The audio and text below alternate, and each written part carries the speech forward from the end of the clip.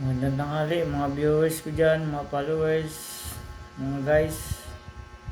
Para po sa idol ko na si Boy Tapang. Ako idol ay may comment lang sa'yo. Paalala ko lang sa'yo bilang isang kaibigan.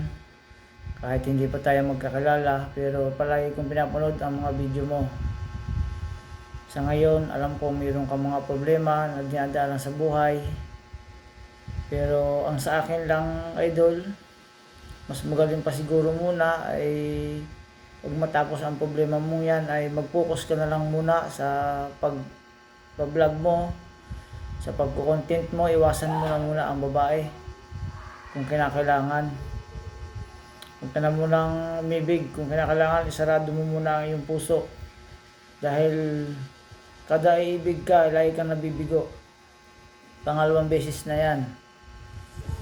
Ayaw ko lang na nakikita kang nagkakaganyan dahil siyempre nga idol kita. Ay ang problema nga lang, hindi naman ako nakain ng mga kinakain mo.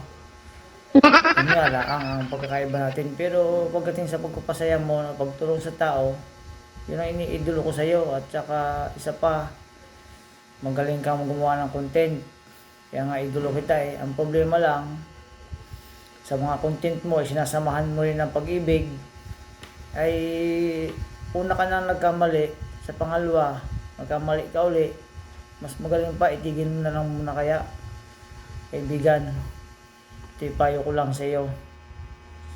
Pagpatuloy mo na lang muna ang iyong mga sinimulan, yung pagbablog mo, pagtulong sa kapwa, yung mga napapanood namin dati, nakatulong ka sa mga pulubi, yun na lang muna ang asikusuhin mo. Kaya muna, yun ay payo ko lang sa iyo. Kung makikinig ka, o kung hindi naman, nasa sayo din yan. Basta ikaw rin ang naghahawak. Sa akin lang, ang sa amin, mga nagpapaayala sa iyo, papayo, isang tabi mo na lang muna yan. Kasi huwag kang magmadali. Maraming babae dyan, maraming babae sa buong mundo na magkakaroon ka rin na tamang tao, tamang babae na darating sa buhay mo. Huwag ka lang magmadali kasi sikat ka content creator. Hindi ka naman katulad namin na hindi pa kami gaanong sikat. Napakabago ko pa lang content creator. Alam ko na maraming babae magkakagusto sa'yo.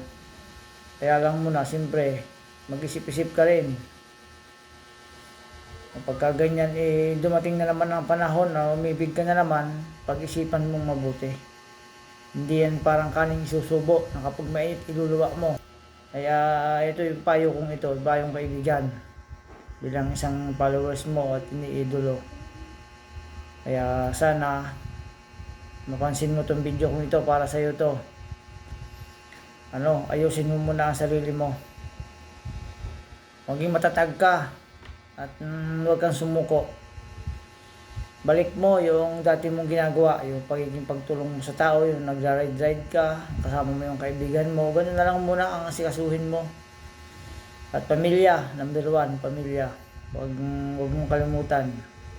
Kasi ang babae talaga, sa totoo lang, ang babae, kapag ganyan, minsan nakakalimot tayo sa ating pamilya. Dahil sa babae, ay pagka nasaktan ka naman, iwagas, wala din yung gagawa. Kaya yun lang ang magiging payo ko sa iyo, kaibigan. Maraming salamat sa iyo. God bless you. Ingat ka palagi.